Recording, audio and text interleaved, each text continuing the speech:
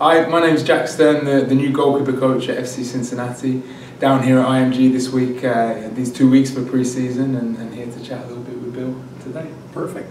So, just a couple questions to let fans know, about you. You're new to the club, so they, they maybe heard you on Cincinnati Soccer Talk Lunch, which would be awesome. But just in case they haven't, we'll ask a couple questions here. Sounds good. Obviously, you're the goalkeeper coach. But I assume you have some past history playing as a goalkeeper, so maybe let the fans know, a little bit about your history in the past. Yeah, of course. No, I grew up playing in England, and I was at the, I played from a young age, represented lots of different teams. I ended up in the academy of a Premier League team, Wimbledon FC, who don't exist any longer. They're now MK Dons. So I was with the academy there up to the age of 16. And then continued to play at semi-pro levels. Came out to America for 1 semester to play NCAA Division 1. Then went back to continue to play semi-professionally in England. I just made a decision pretty early that I could potentially have an okay career playing, but I wanted to have a really good career at coaching. So for me, it made sense to go in very early into coaching and to try and reach the top of coaching, at an earlier age than some people do. And ultimately. So what age was that? So I started coaching full-time at 21, which is pretty young. I made the decision to stop playing, to get into coaching. I was at West Brom at the time, and I started off working part-time at West Brom as I was finishing a degree in sports coaching science. And then after I finished that degree, I had a full-time job at West Brom and spent 4 to 5 years there. Then moved on to the Montreal Impact and now here at FC Cincinnati. But it was always my plan to get into coaching early. When I decided that's what I wanted to do, and it's paid off because last year I was the youngest goalkeeper coach in the MLS, so that was kind of an ambition achieved, and looking forward to continuing that now with FC Cincinnati. And has it always been goalkeeper coaching, or have you been? Yeah, absolutely. It's always been, that's my passion and that's my focus. So I've always focused on that. I think it's a very, very specialised position. So you need to have a specialised interest and passion in that.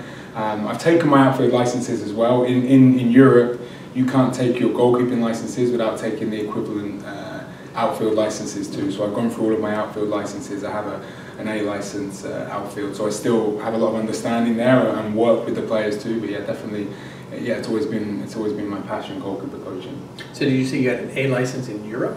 I have the Canadian A license. I have a B license for goalkeeping and my normal B license in Europe too. So but it's been a long time since I was in Europe to do qualifications. And was it the Canadian A license, do I understand correctly, that's where you met Alan? Yeah, it is. Yeah. It's where I met. I think those courses are great for all the content that you learn, but it's also about meeting people and sharing ideas. And I met Alan there, and we had the opportunity to share a lot of ideas, and it's great to be working with him now. Okay. So, obviously, just a little bit maybe about your philosophy as a goalkeeper coach. I would say that watching a little bit of some of the training, first off, I would comment that you still got the moves, right? Because it looks like you're out there as one of the fourth keepers sometimes, out there doing everything with them, but also having a lot of fun at the same time. Yeah, definitely. So what's your kind of thought process on obviously not down to details, but just your whole high level vision for how to train? Yeah, I like to train pretty intense. I like to train related to the game, so you won't see me do a huge amount of static catching really simple balls. You won't see me do a huge amount of endless sort of moving through cones. I like my training to replicate the game as much as possible, so when you come to training and you look and you see us training, hopefully you should be able to think, I can see why they're doing that, because that fits to the game, that looks like the game. So I try to keep things very realistic. Like you mentioned before, I want the guys to have fun. I think that ultimately all of the guys that we have, all of our goalkeepers, they started playing because it was a hobby, and now they're lucky, and I'm lucky that it's our profession, it's our job, but we still should be enjoying it, and it's a long season, and you work hard. So I want everyone to have a smile on their face all of the time. And yeah, you mentioned earlier about seeing me in the goal. I think that's really important. I want my goalkeepers to see, well, he's going to ask us to do this, but he's also prepared to go and do it himself. Even though he might not be able to do it as well anymore as we can, I'm prepared to put my body on the line with them. I'm prepared to go through the hard work with them too, and I think that definitely solidifies the whole idea of a goalkeeper union, and we're all in it together, and we're like a team within the team. So that's a little bit about how I like to work, and you'll see that throughout the year as as it develops. Okay. Yeah, I know one drill particularly kind of, I don't want to say caught me, that's not the right word, but intrigued me maybe, and it was back in Cincinnati where you had them coming out and punching the ball, right? Yeah. And a lot of times, you know, you would say like static catching or, you know, static punching, just here's a ball, go punch it. But it's like, well, that's never going to happen in a game, right? So you had two guys with these big giant rubber balls, you know, basically like pushing them as they tried to get to the ball to kind of simulate moving through traffic. Yeah, right? absolutely. So yeah, a lot of that looks like a lot of fun, and of course everybody kind of feels silly when they're holding a giant ball. Yeah, definitely. But you know, those are little things like different ideas that, you know, and different things. I'm hoping that I can surprise our goalkeepers every now and again with things they haven't seen before and things that make them think in a different way. I mean, that's very important, you know, to keep them engaged and to keep them progressing. The other thing I would comment on, and just again coming back to your philosophy on coaching and what your thoughts are, but especially today, right?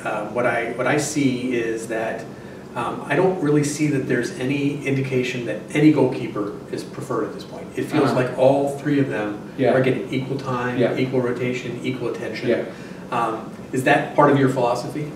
Definitely. Coming in for this pre-season, listen, it's three guys that are new to the club. It's a goalkeeper coach that's new to the club. It's really a blank page for everyone, and that's really exciting for me as a coach, but also for the goalkeepers. They've all got their opportunity now to prove themselves to me, to prove themselves to the coaching staff, and to work hard. And ultimately, the person that comes out on top will be the guy that plays games. Likewise, I don't foresee this year us necessarily having one guy that plays every single game. You know, you have a long season, you have the potential, hopefully, for a cup run as well. So what we wanted was to have three really strong goalkeepers who could push each other every day, you know, and create that competitive environment that a winning team needs. And make no mistake about it, that's what we want to be. We want to be a winning team. And to be a winning team, you need 2-3 guys in every position that are ready to step up and play. So that's definitely how we wanted to approach it, and how we're seeing it sort of come across. And also, you made the point. It's interesting you made the point about how, you know, people getting equal reps and different people in the goal at first, and that's something that's really come organically from the goalkeepers. They're a great group, and they've been very clear on saying, hey, we're all equal, you know, we're all in it together. So in terms of who goes first in a drill or who takes the first shot, you know, the guys are great at rotating that round. So at the moment we've got a real nice sort of ambiance and relationship within that group. So I'm happy. Good. So maybe a little different question than what I asked some of the players when I asked them about their most memorable soccer moment. But maybe what's your most memorable moment as a coach? Most memorable moment as a coach? I wasn't prepared for that question. That's good. That's a pretty tough one. There's been lots, but I think, you know, one moment that sticks out, which is quite recent, is, you know, experiences last year in Montreal working as their first team goalkeeper coach in the MLS. So reaching that, we spoke a bit earlier about how, you know, I was the youngest goalkeeper coach in the MLS, and for me that was a big achievement. You know, I started young as a coach, and I wanted to get to the top. To get to the top earlier than some might. So for me, you know, the first game in the MLS, and, you know, being at that level and being, you know, being able to say I've done that before I'm 30 years old, you know, that was a nice moment, and I'm hoping that when you ask me that in a year or two, that I'm going to be giving you all Cincinnati answers. So that's a good moment, and we're gonna create a lot of good ones this year, I'm sure too. So I ask a lot of the American players if they follow any soccer teams outside the U.S. You're from England, so I would guess you probably follow some English teams. I do. Well, my hometown team is Brighton, so you know, when I was younger, I had a season ticket there.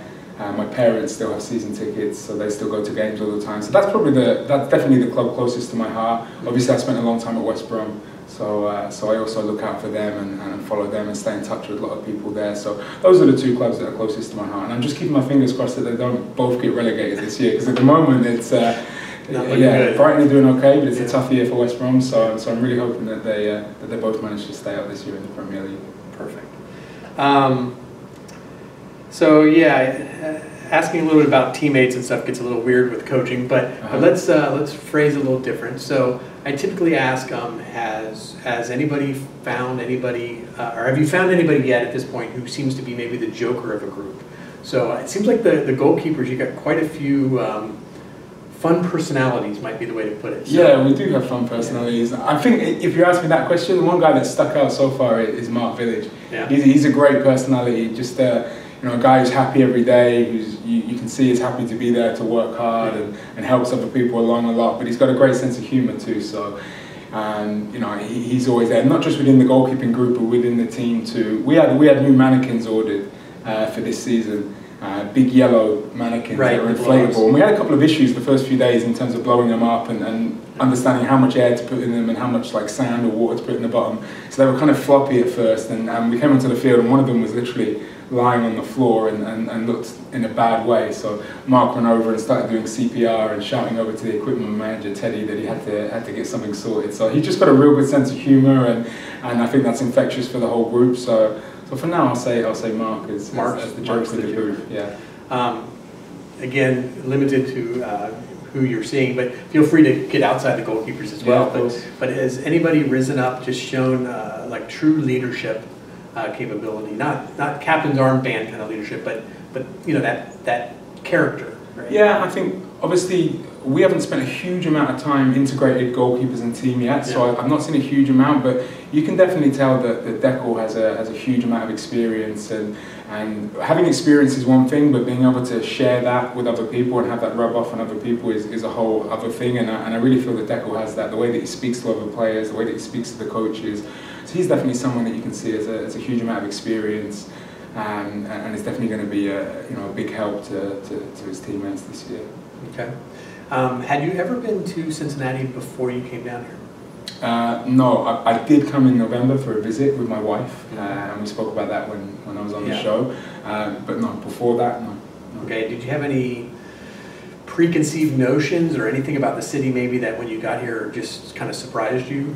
I think definitely it was a city that me and my wife didn't know a huge amount about. Obviously me being English, and I lived in North America for the last 4 years in Montreal, but we didn't know a huge amount about the city, and to be honest, when we visited, that was a big part, was to try and find out a bit more about the city, and was it somewhere that we could see ourselves living hopefully for a number of years. And we were hugely impressed by the city, not just by what the city had going on, but by the people, how friendly the people were, how welcoming they were. You know, we love some of the areas like OTR, which we're going to live in. So we were really impressed by the city, and also it goes without saying that the passion that the fans have for FC Cincinnati, and how visible FC Cincinnati is in the city, to see so many people with FC Cincinnati shirts on and talking about the team. And so honestly, you know, my impressions of the city so far are fantastic, and I'm really excited about living there. So you know, I came to work for the club, but also to live in a city and to have a new experience like that. And I'm excited about living in Cincinnati. It seems like a great place. And have you had a chance to get out and maybe find some good restaurants or some interesting places or anything? Yeah, a little bit. Definitely around. I mean, we've been pretty busy with pre-season training, so I've not had a huge chance to get out too much. But some of the restaurants on OTR, I'm struggling to think of names now. But a lot of the restaurants, definitely on Vine Street, a couple of blocks there that we tried out. Bakersfield was very good. There was another like Asian fusion restaurant a little bit further up, just before the Kroger on Vine Street. So we tried a few places, but again, like coming from Montreal's a city, you know, a pretty big city, but a city with a lot of restaurants and bars and quite a young population. You know, a pretty cool place to live. And OTR really reminded me and my wife of Montreal in that sense, the same vibe. So we've found lots of cool spots. Yeah. Okay. And I think we asked you on the podcast about Skyline Chili, didn't we? I have tried it. You have tried it? And I it? like it too. Yeah. And I like it. Yeah. And I'm convinced that it's not that unhealthy. If you just push a little bit of the cheese off, but maybe that's breaking the rules. For some it probably is, you know. But you know, you got to adjust for a preseason. Exactly. Yeah. Exactly. No, I love it. I think it's cool. All right. Perfect. It was good talking to you. Thanks, Bill. I enjoyed it. I enjoyed it. Yeah, I know. It's always fun. It's good. Great. Cool. Well, it's going to be a great season. Looking forward to it. Yeah, we're looking forward to it. Thank you. Thanks.